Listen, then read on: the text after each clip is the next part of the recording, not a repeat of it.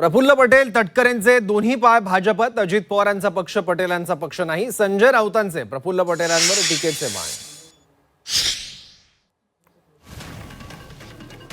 प्रफुल्ल पटेल यांचे दोन्ही पाय भाजपमध्येच आहेत, एक पाय नाही म्हणत मी.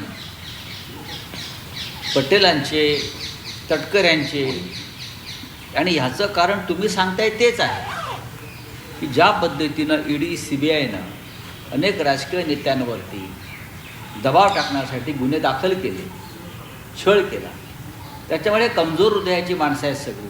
आमच्यासारखी धाडसी लोक नाही आहेत ते जो होगा वो देखा जाएगा, जेल में डालना है डाल दो, चलो हमारा मौका आएगा तो आपको भी डाल देंगे.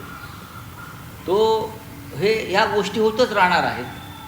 आणि आज त्यांच्या अजित पवारांच्या पक्षाचे बहुसंख्य आमदार यांच्यावरती अशाच प्रकारचे खटले आहेत.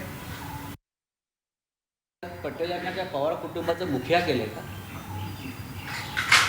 प्रफुल्ल पटेल यांना बघा, कुटुंबातला शोक म्हणजे विधींपुरता असतो. म्हणजे कोणते विधी करतात मला त्याच्या पडायचं नाही, पण साधारण हिंदू संस्कृतीमध्ये 13 दिवसाचा शोक असतो.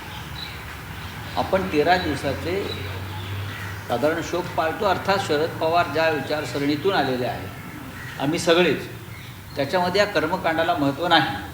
हे जरी खरं असलं तरीसुद्धा प्रफुल्ल पटेल जे सांगता आहे ते त्यांची बाजू सांगत आहेत. पण महाराष्ट्राच्या लोकभावना ज्या होत्या त्या प्रसिद्ध झाल्या आहेत किंवा लोकांपर्यंत आलेल्या आहेत, आणि ह्याच्यावरती आता फार चर्चा न केलेली बरी.